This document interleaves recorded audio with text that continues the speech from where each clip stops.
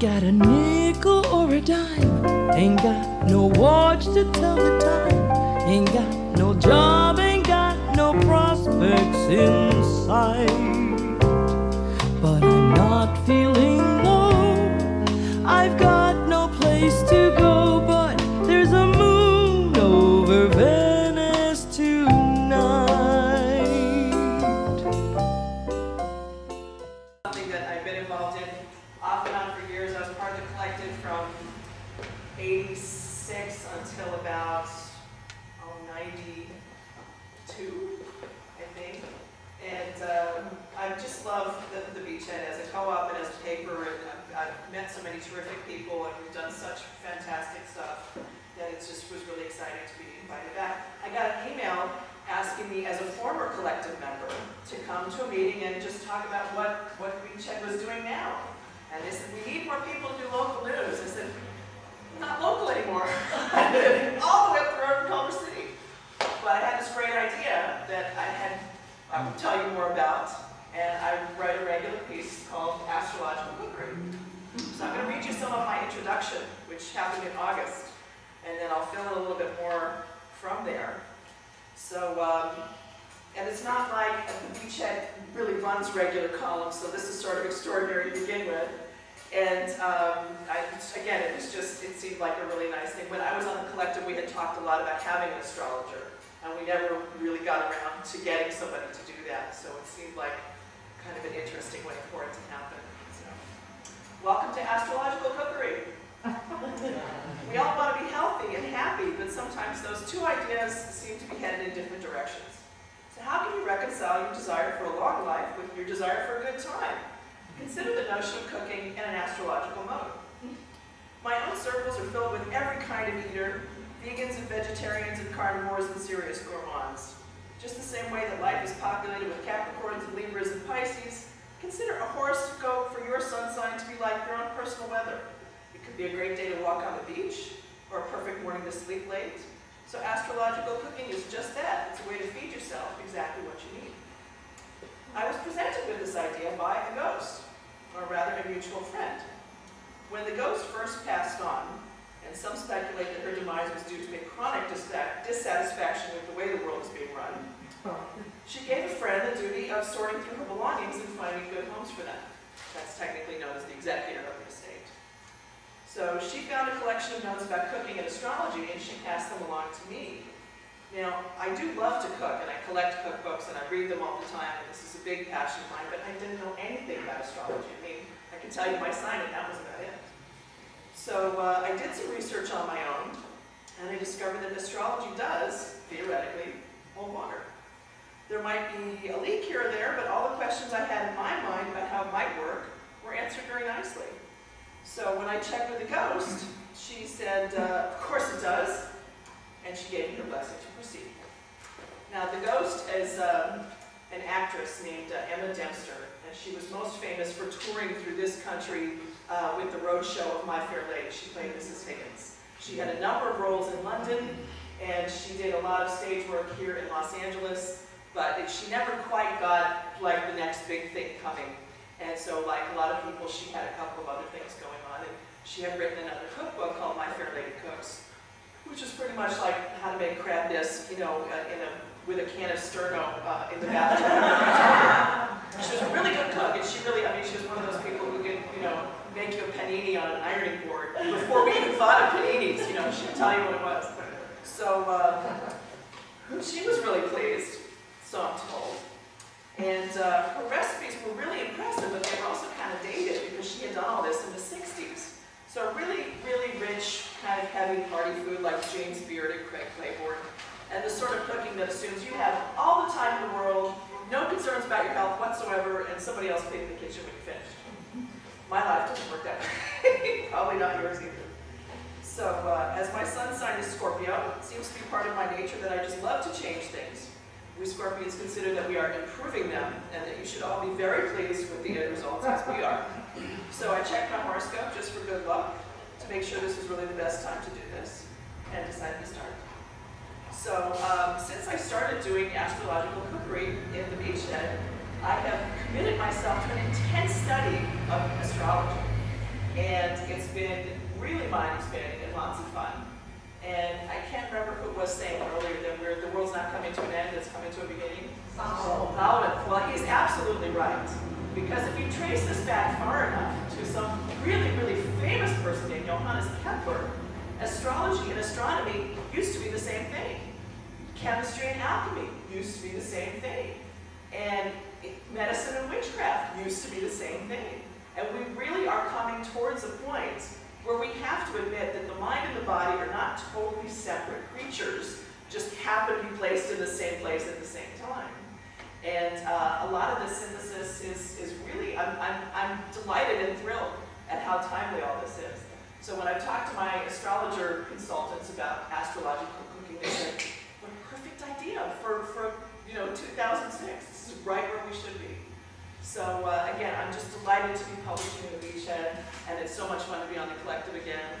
And stay tuned for further recipes. And next month, November is Scorpio, and this is my sign, so we'll have some really, really tasty things in the paper, so check it out. 23rd of this month. The Beachhead publishes a page of poetry every issue. Now, what other general circulation paper does that? Anybody? I don't think so. I mean, specialized publications for poetry do that, but we've been fortunate over the years to have great poets in Venice. I don't think that the golden age is over, but I think we have 3 examples tonight that the poetry is flourishing as much as it ever has. And I want to bring up the first fantastic poet, Rex Butters.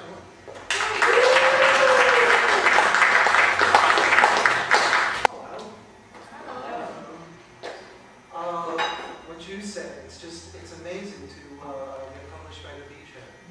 I mean, the first time, I just sent something in, and I didn't really expect them to use it, and they've used several things since, and every time it's just like, it's amazing.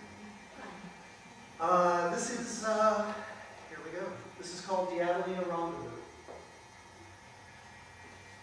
His sweetheart left and he felt pretty good. He roared for the first time in a long time.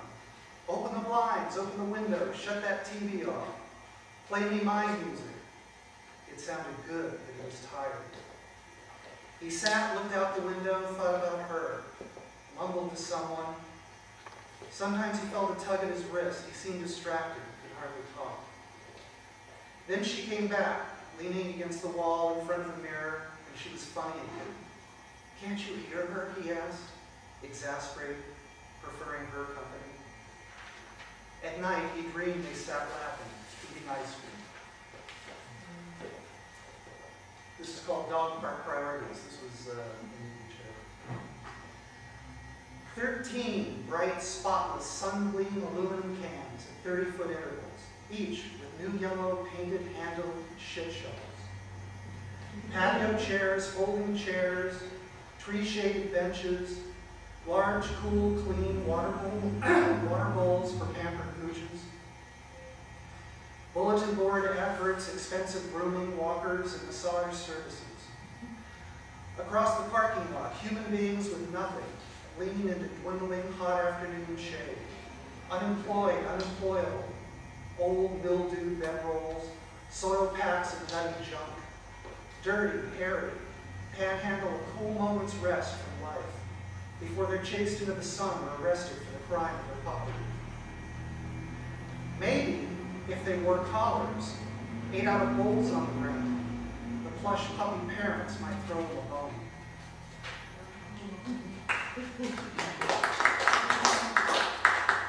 This is called Laundry Man. Sunny Saturday Veteran Boulevard walk. Stained yellow Indian rug rolled up curbside. I decided it's worth the cleaning price. Lug it on my shoulder to a village cleaner. He'll clean it as pay for my delivery for a day. So we cruise mansion driveway streets, large lazy lawns, and terse servants. At one, through a back door into a crowded den, I wait for payment, admiring an old pine roll-top desk, coveted. Mr. Manelli won that for Gigi. The tour guide voice belongs to the lady in the house. Lacy house clothes, jittery leashes, restrained inbred dogs. She stands at the top of the stairs. The desk, I ask?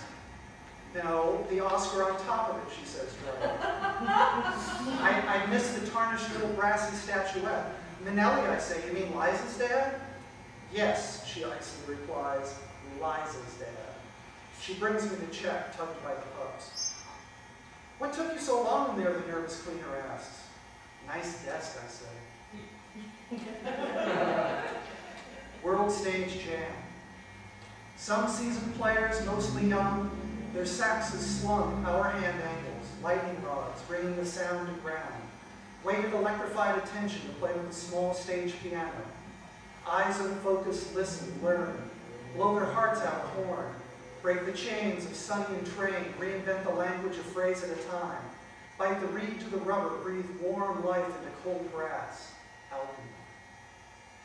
Then backbenched, bathed in offstage light, pensive patience, praise defined, salvation and song. The answer. Sunday morning, wolf down, peanut butter on a sesame wassa, fortify for the second day's work today. Highwaymen roaring on the stereo, Big Al on guitar, knock on the door, pretty face in the people. Hi, how are you, she asked, not interested. I'm getting ready for work, I reply, smelling her evangelicalism. Well, she says, fishing the pamphlet out of her brown purse, people wonder about all the problems in the world, and this has the answer. I quickly shut the door. And on the floor, next to the cat scratching post, I see a small brown problem. Pick it up with the pamphlet and throw both in the trash. The Lord provides. This was in the Beachhead, and unfortunately, the program I sent over only had the first page, so this is what it's like in its entirety. This is called The Video Ended. The video ended, the screen popped on. Before I could turn it off, a bulletin interrupted everything. An open-eyed, small caterpillar mustached guy, wackily toupeed, works his jaw and says nothing. I remote control an increase in on-screen volume arrows, still saying nothing. He stops, eyes wider. He looks off camera. He looks down and sees the microphone in his lap. As the picture cuts to a president saying, "Saber rattling? You people in the press are doing the saber rattling. This is no saber rattling. There's no need for saber rattling. Because if there was, he would feel the saber, and that would be that. Mr. President, Mr. President, Mr. President," they pound like moths, beat a bare bowl. Each get their turn, the economic reporter, the political impact reporter. Then a woman not mic'd asks something about going to war over an oil field. His jocular oil executive demeanor melts. His eyes narrow to a squint. He tilts his head. His mouth seems dry. Maybe one of those moths dead on his tongue. He pities the woman. The allies have agreed on this matter, he says reluctantly, his moment spoiled. His eyes catch someone, he brightens. Yes, Bob, but Mr. President, isn't this all just saber rattling? Saber rattling, he intones, a leader again. He drones on, walks away, pointing, smiling, waving, laughing. Joins his wife, his dog, who's always sick and brave. They step inside a copter, fly away to fish, leave the jackals of journalism to tear at his dead words, looking for blood.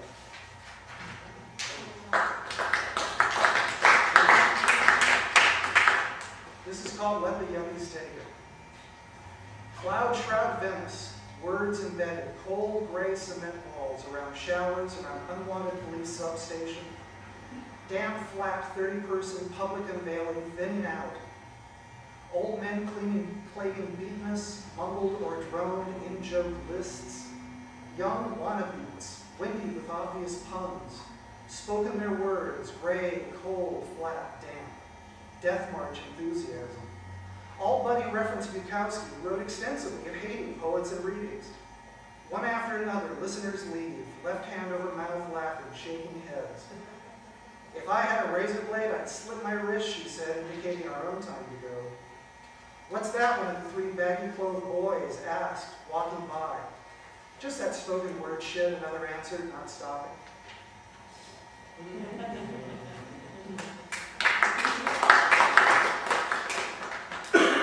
Who'll be the first to try to sell the spot where he dropped? His flame-tipped, sun-kissed dreadlocks framed the positive vibration grin. No saint, thank God. Just trying to beat the odds, sell some incense, and stay clean. Blessed, he'd respond to how's it going. Rebuilding the life he almost lost, now lived one day at a time. Suddenly, soulless suits and their pandering political puppets declared selling incense and oils a crime.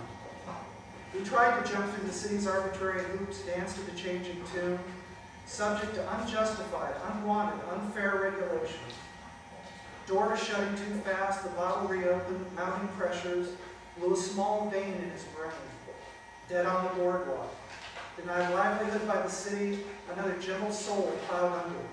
More green machine grease. Even the jaded bitch whore of Venice, once a goddess, now merely a celebrity, looks away in shame. He'd say, "Hey Rex, saw your new one in the beachhead, all right." This time, Cecil, it's about you, but you're not here to be.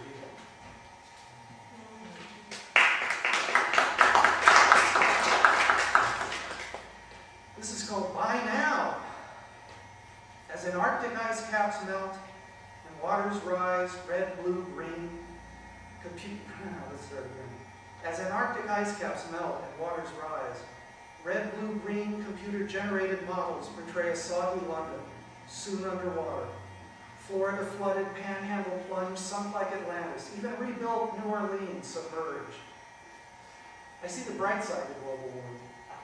As remnant rebel culture in Venice, driven out by jagged-edge gentrification, voodoo investing, and greedy, gluttonous ground grabbers, soon enough witness a saline solution to the architectural aggression, neighborhood negation, and demolition delirium. Bloated real estate bubble long burst, inflated assessments corrected by the conquering persistence of righteous reclamation waves.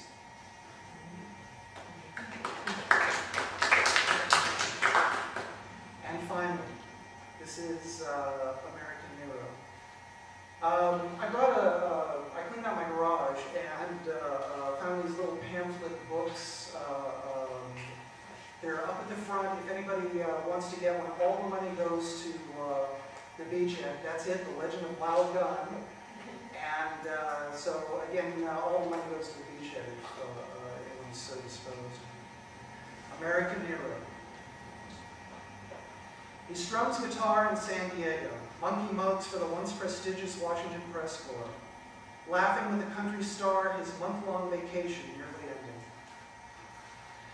Dragging their children, those children alive, citizen survivors in garbage, Mississippi towns soggy kindling, fire stations flooded, buildings burned for lack of water, sweltering citizens parched.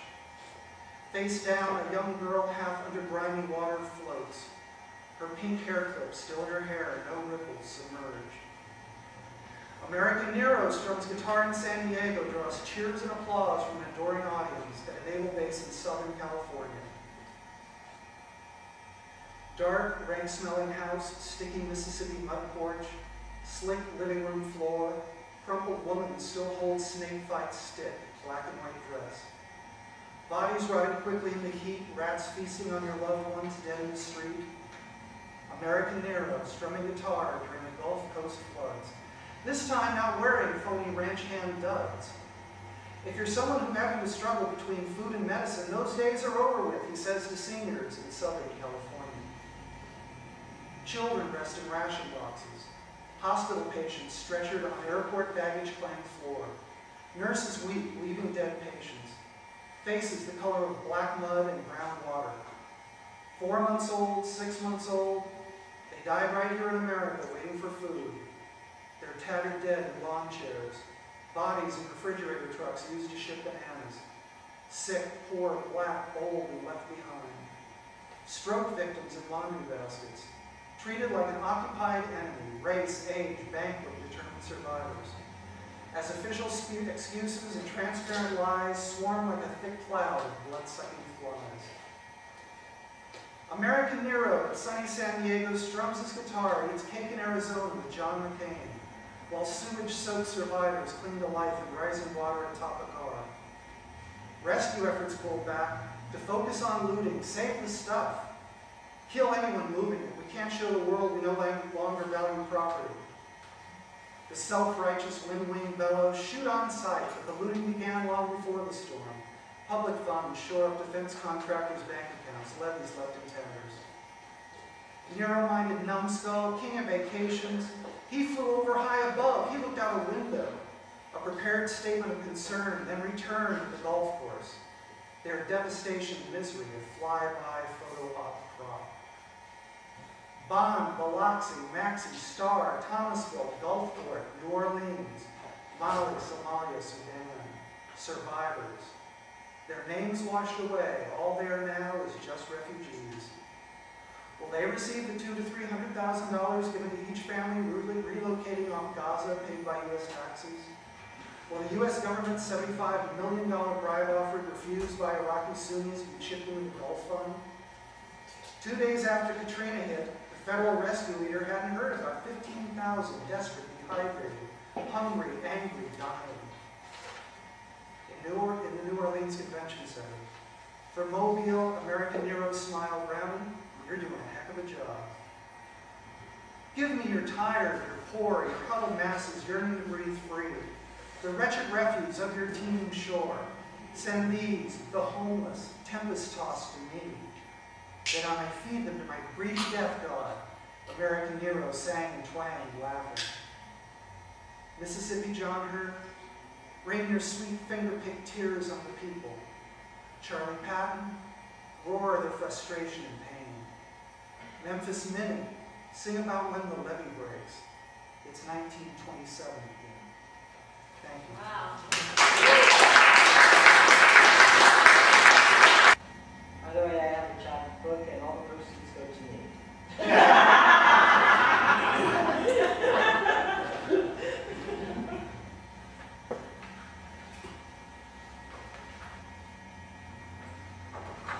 This first one, we have quite a few architects who live or work in Venice, and I love them, except one. So this one person inspired this architectural indigestion. I will not bow to Bauhaus. On House of Cards foundation, I will not fold. When box kites collide with alder bungalows, I will not take a dive.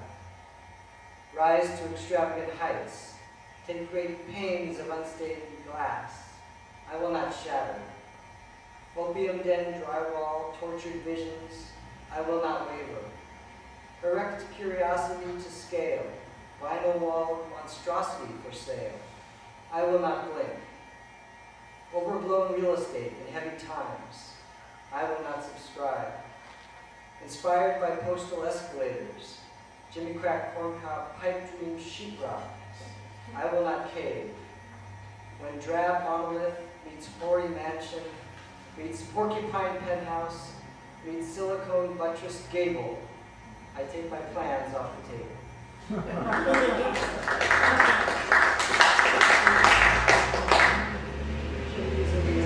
got new glasses. This is actually not new. They're new to me. After 47 years, first pair of glasses I've ever had, so I keep forgetting to wear them. It's one of those things. If you hit 40-something, Still like to be able to see. All over. yeah. All over now. These are 3 haiku that were also published in the Beachhead. So here's the first one. Frog climbing young bark, textured vocal pulsations, great big appetite. Dripping toe of ice as glacier evaporates, willow's silent tears. Another one. Thorny lemon tree, suspense of seeds and citrus, trading fruit for blood.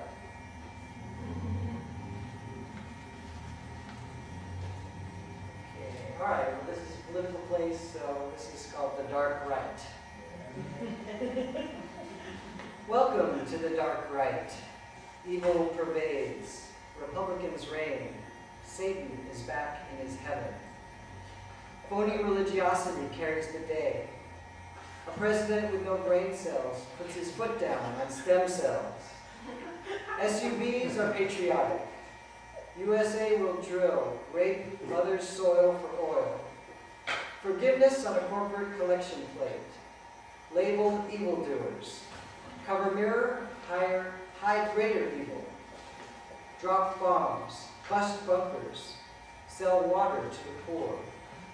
Execute in rows and columns. Never mind the DNA posthumous exoneration probability. Accept crippled Jesus in your soul.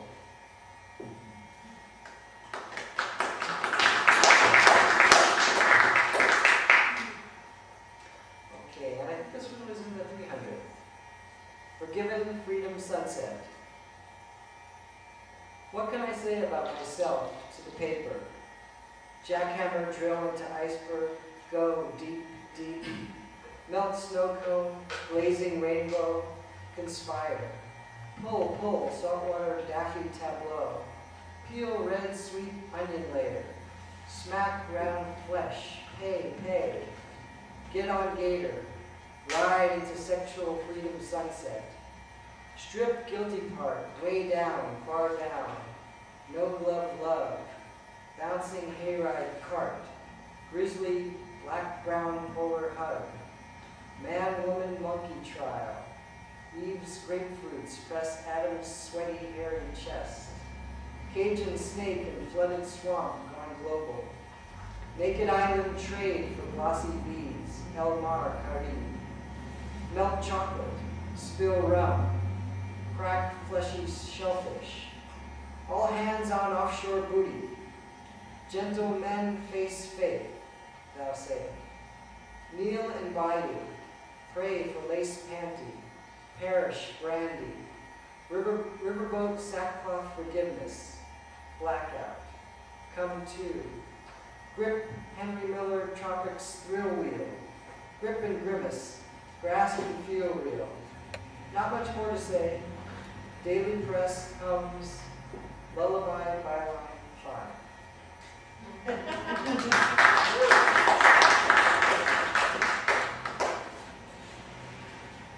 And this one hasn't been published in the Beachhead, but I might send it over.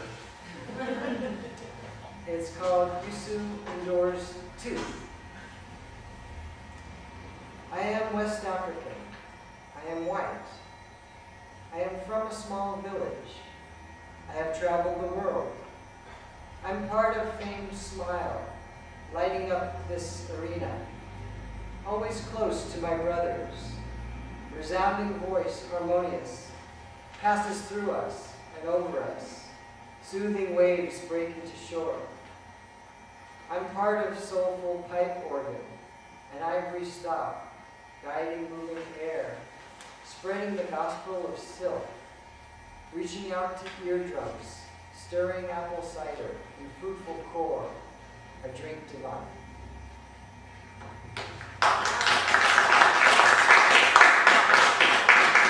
Maybe I'll do one more from this book, just to entice people to beat me.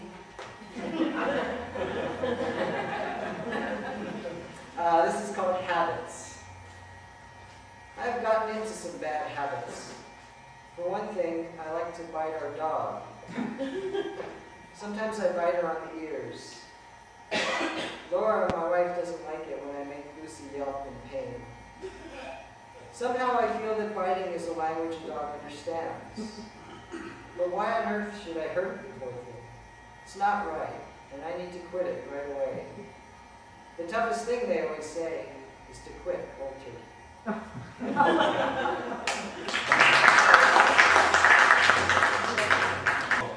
I want to introduce, and we shouldn't miss a single word of anything that Hillary Kaye has to say. Okay, this one is called Taking It.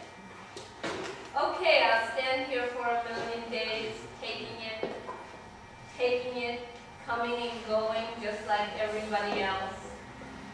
Taking it as if there was a way out of it. No more pretending that there is a way not to take it one way or the other. Oh, taking it. Acting like I never took it before. Oh damn, I guess I'll have to be a lady. Take it like a man.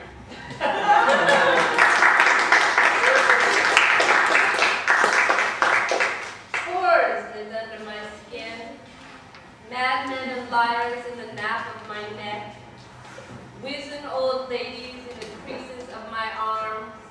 Gamblers in between my toes. Philosophers under my fingernails. Jokes on the tip of my nose. My constant complaint? Overpopulation.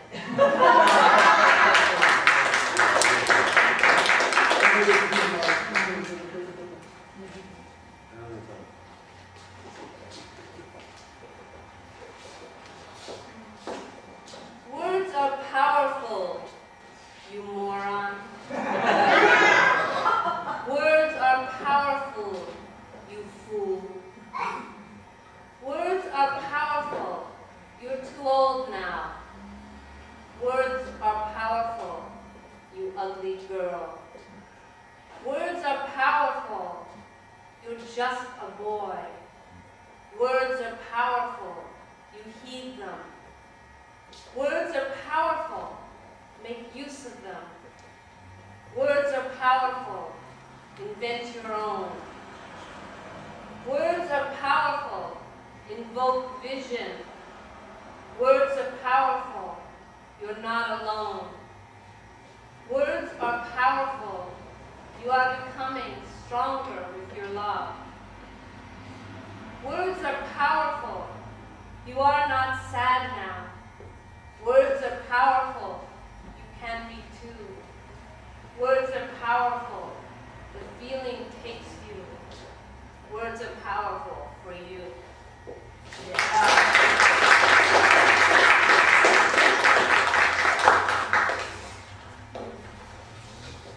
Nothing is easy in America. 20th century holding tank for the karmically derailed. Moon monsters on their way to different forms of hell. No, I am sorry. The sky cannot be seen over Nick's We Eat Meat bar and grill. Everyone who ever walked in knows that one thing for sure. It's written over the bar in day-glow letters. I can't remember exactly what it said, but you know what I mean. It's a lifetime proposition. It's a day in the life. It's like every other day in the life. It's a monster.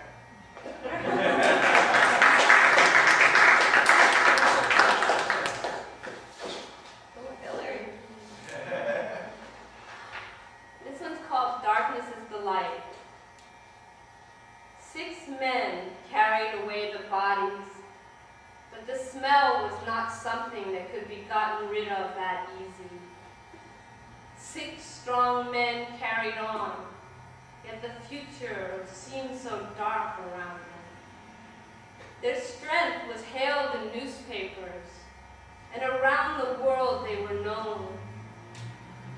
They were tall and handsome and spoke the common tongue. A mother who had borne one said she never really did understand his work. She still thought of him in all the nakedness of life's beginnings and didn't see that something was not right. 4 more years they got for themselves to drag the world through a dream.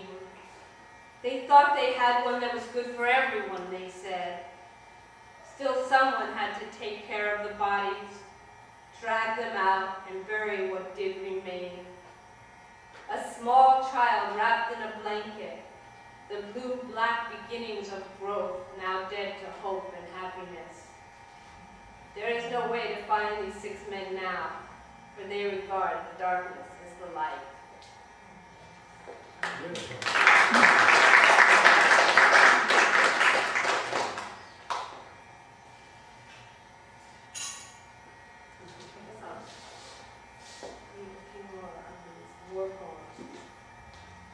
To kingdom come. It is not whole, nor is it capable of knowing. Yet killing is its business. Slow and steady, it feeds on the dust of the bodies. Dark night, Arabian and dry. Sand and sky reach out in brown and blue. touched by the sound of the bombs. The tree is not standing anymore. It can't be. Oh, how the rage is not a place to venture. It is a strange night, with stars right out of Van Gogh's heart. It is carved and moved and placed. It is round and fat and warm, and it holds you close. And then it takes you closer while it loads its gun and blows your head, the kingdom come.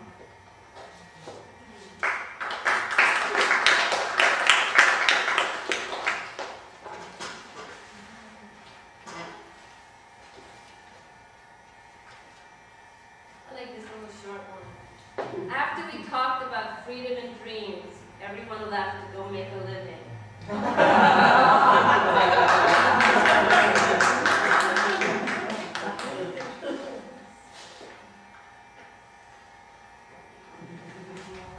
Read that again.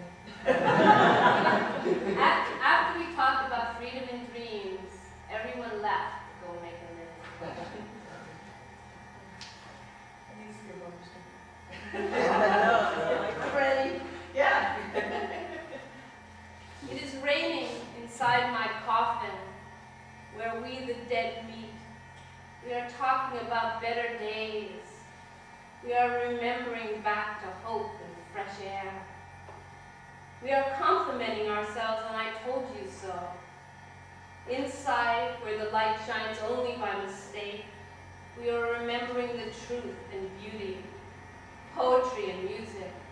We are compiling data on a future devoid of dreams. We are speculating on culture, mentioning camaraderie when there was time for friends. We are hearkening back to a world of sensuality and love, and we are desperate to exchange this time for any.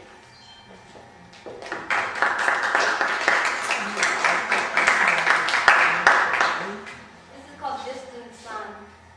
They try to stop me, but they can't. My legs are made of feathers, and my heart is big like the moon.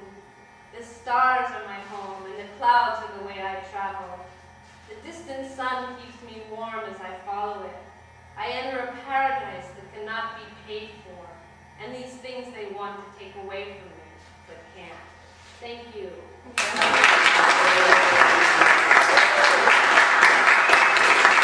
And now for something completely different. I first came to Venice in 1968. Nobody can introduce me, I'm Jim Smith, so I'm good myself.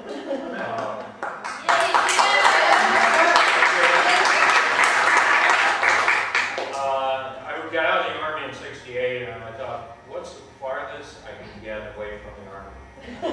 Venice was the obvious answer.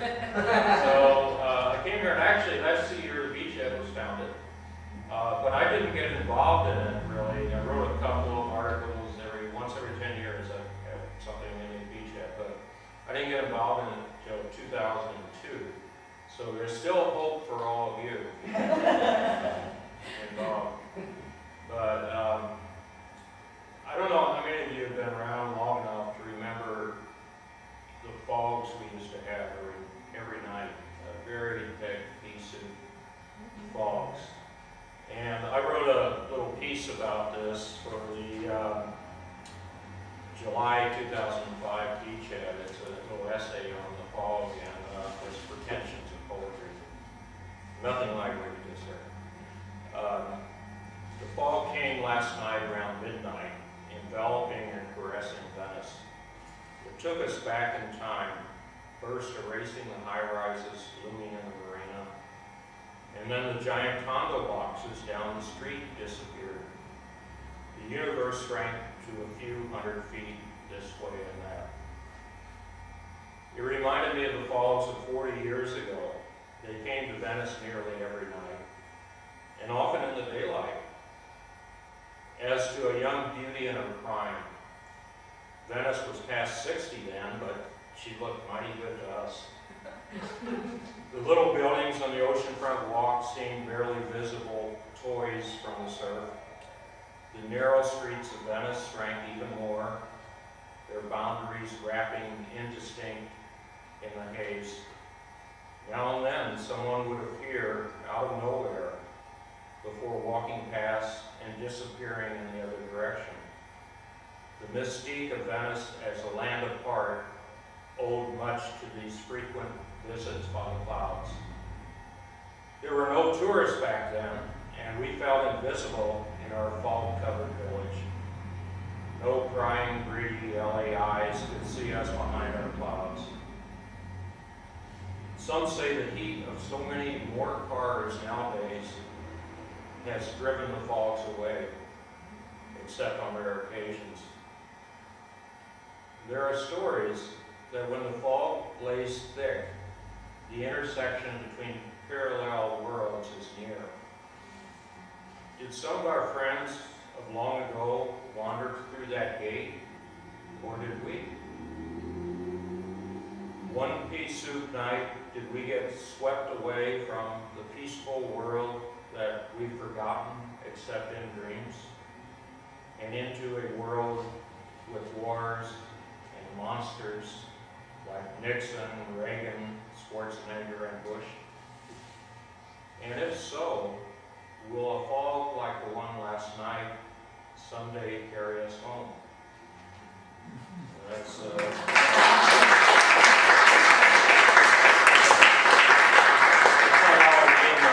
piece a little early.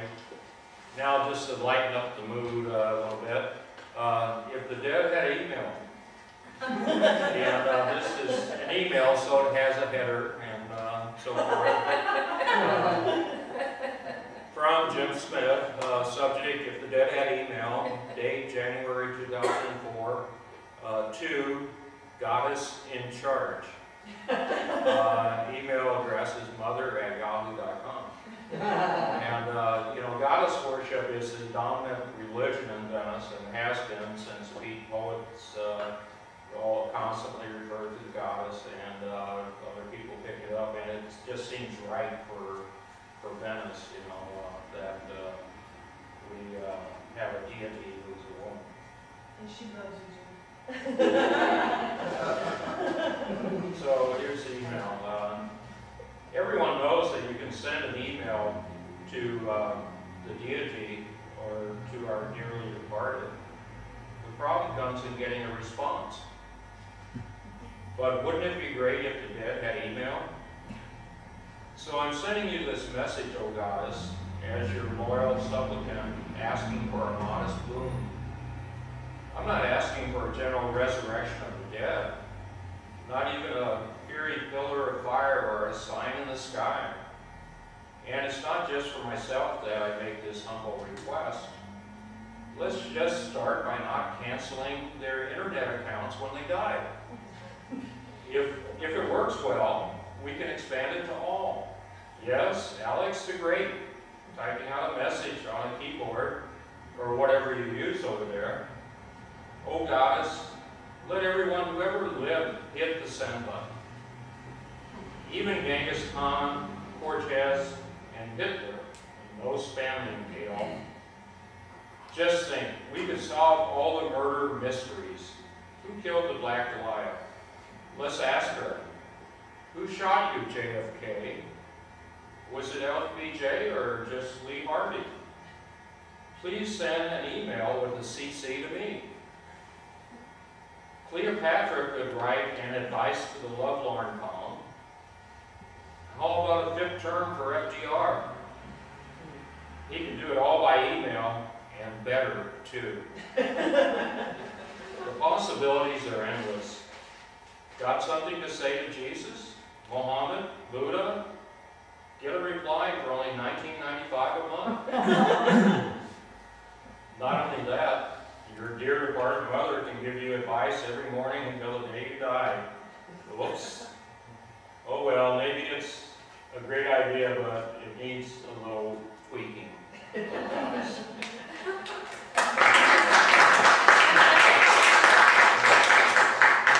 Now, no Beachhead evening would be complete without saying something about John Hay, who was the founder of Beachhead, and so much that all of us hold dear in Venice. So in May 2006, we did a memorial issue, and I just want to read a couple of excerpts from a piece I did then called Freedom's Warrior, The Life of John Hay, Venetian. And this is politics, but you know, politics, in my opinion, is art, is life, is poetry, and people have stolen politics and that meaning from us by oppressing us at the same time and trying to keep us down and presenting people as politicians who are like the devil, to quote Hugo Chavez. But we need to reclaim that, and John Hay was somebody who really reclaimed that. Anyway, John and Anna Hay had two biological children, Duana and Thomas Payne Hay. But in a sense, all Venetians are their children. Our continuing identity with this little seaside community comes from their words and deeds. We Venetians, and if you don't like being called a Venetian, then you probably aren't one of their children, are inspired to defend our community, often against seemingly hopeless odds, by their example. They are our role models, not the cigar-smoking developer and tobacco magnate Abbott Penny. There was a city council member, Carl Runberg, who was hated in General Venice. And at the time, John and Anna ran a place called the Venice West Cafe, which was the original coffee house and a place where Beats ran poetry. And they tried to shut it down because they didn't have a cabaret license, so they wouldn't let people get out like we're doing and read poetry. So Runberg introduced a city council resolution also that banned the beating of drums and the playing of other instruments on beaches. Now, how familiar does that sound? In the 60s. Never stopped. So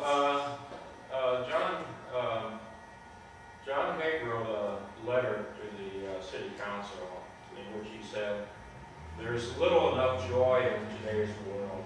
Let us not stifle what is left. Let us not make our city known as a city that outlawed music." And one of his supporters, oddly enough, or maybe not oddly, was Tom Bradley, later became mayor. But John knew well that music wasn't the real issue at stake. Then as now, it was development. Mayor Sam Diordi said he was in favor of bulldozing Venice and starting over. He said it, but I'm sure others thought. And it really might have happened if it had not been for John.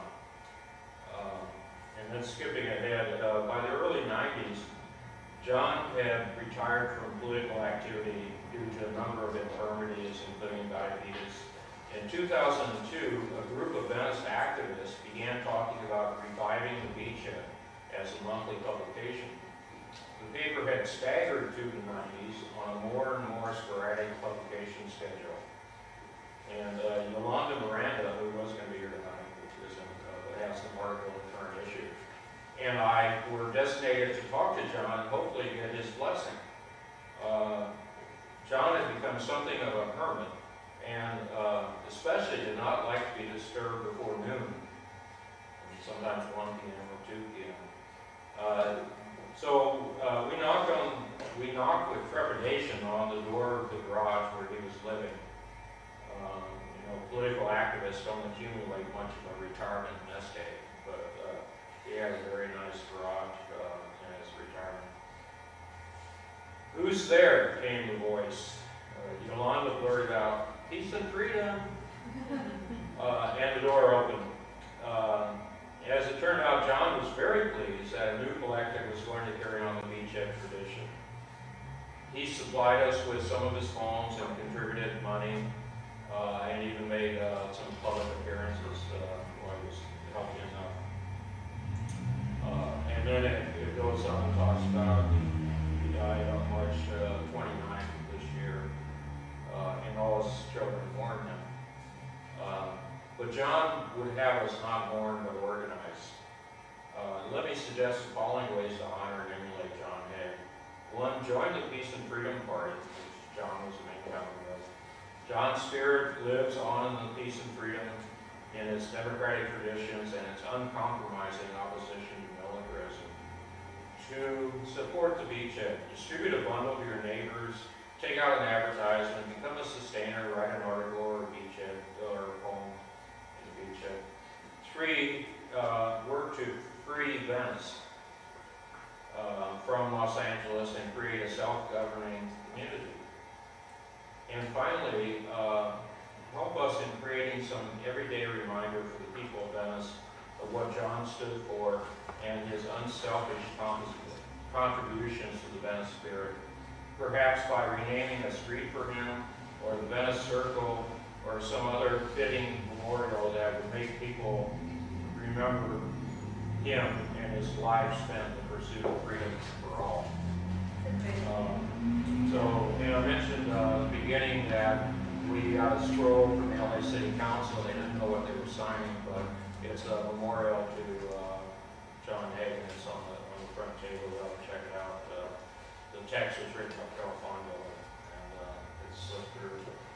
The last thing, just a couple paragraphs from an article in May 2003 called "On the Eve of the Declaration of Independence," and this goes back to John and many other people's feeling that we would never get anywhere or survive as part of the colony of the city of Los Angeles.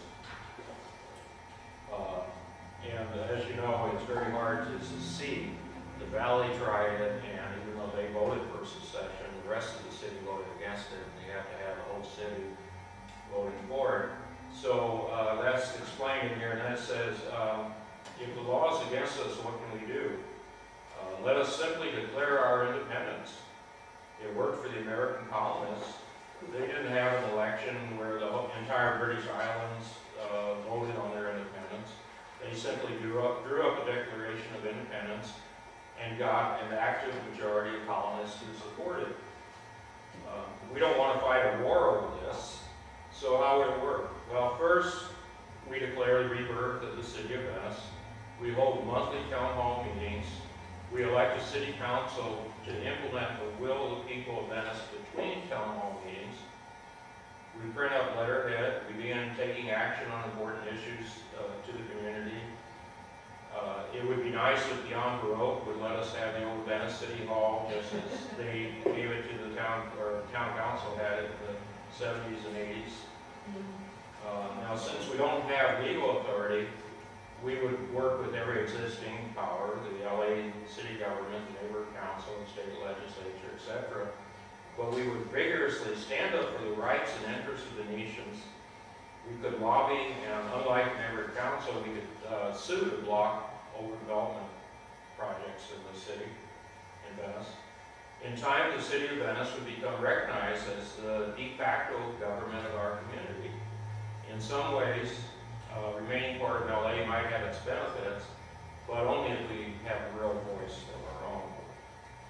What would it take to create our city of Venice? Probably about 100 Venetians walking the streets, getting others active, and enlisting at least the passive support of most of their neighbors, and then we could be free.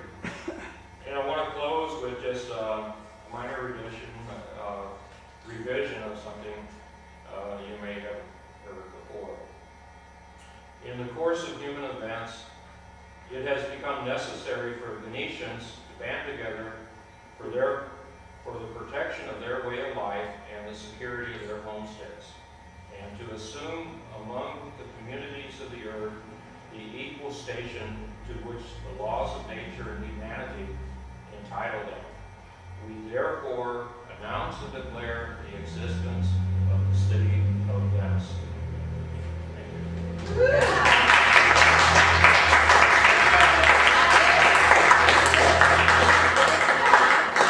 Someone who's fairly new to the collective,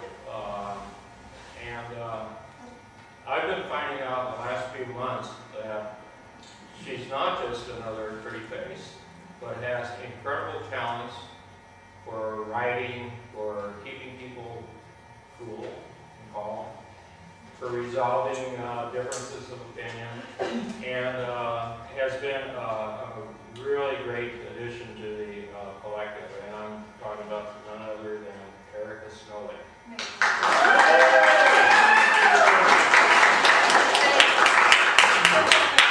We just did it. We are free City of Venice. Yay! Yeah, it happened here. Tell everybody.